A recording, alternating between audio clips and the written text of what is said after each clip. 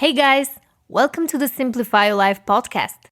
It's Coach Simona and I'm glad you decided to tune in.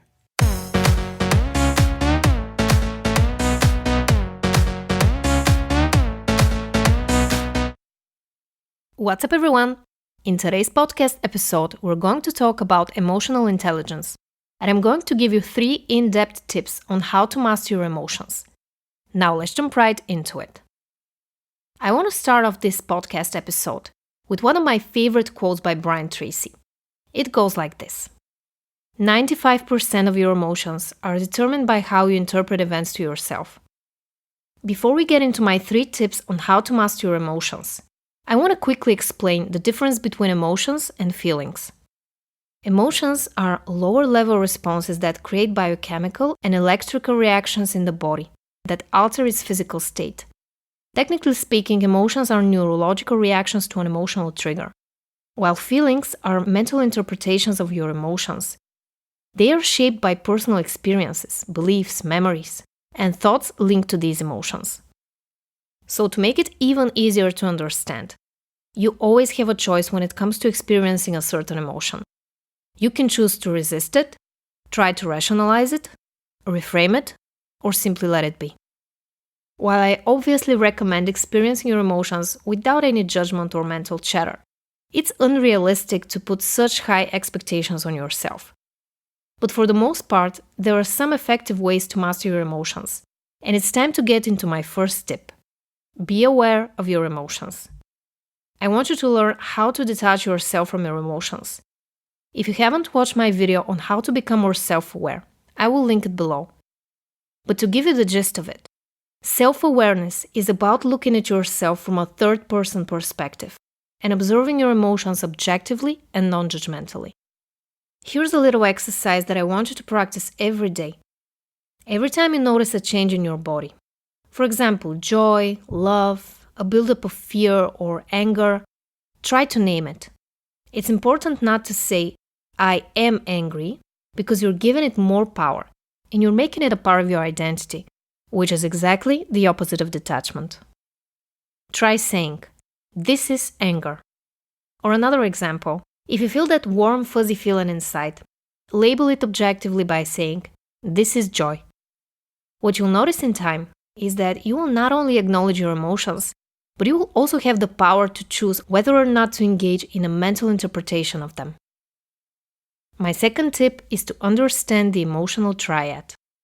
This is a concept I learned from Tony Robbins. The emotional triad consists of 3 things that determine your state of being at any given moment: your physiology, focus, and language.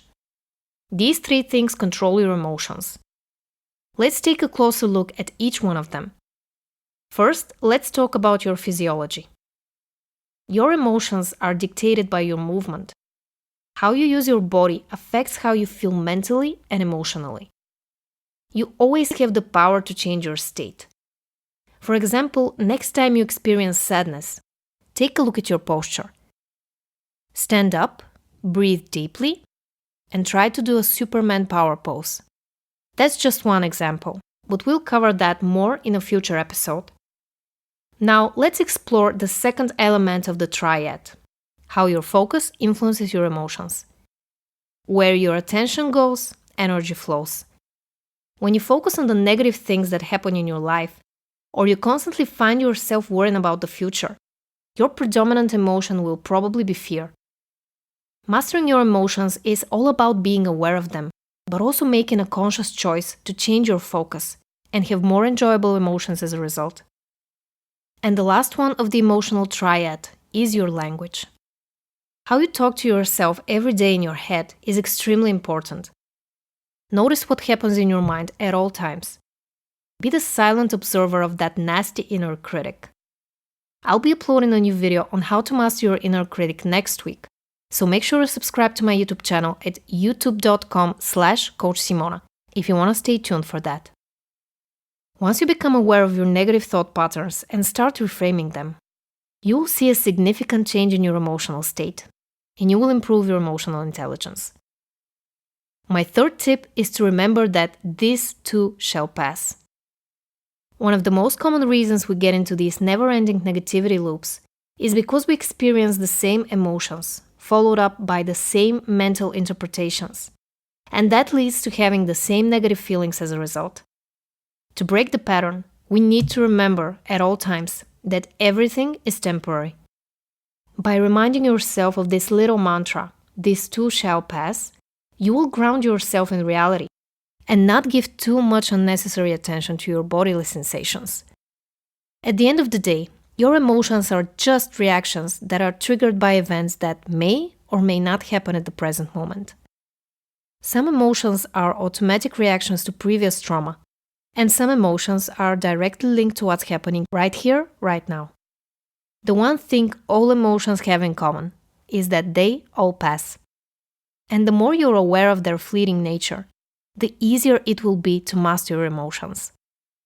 If you want a little bit more help with that, download my favorite free tool that will help you reframe your thoughts and master your emotions to live a happier and more fulfilled life.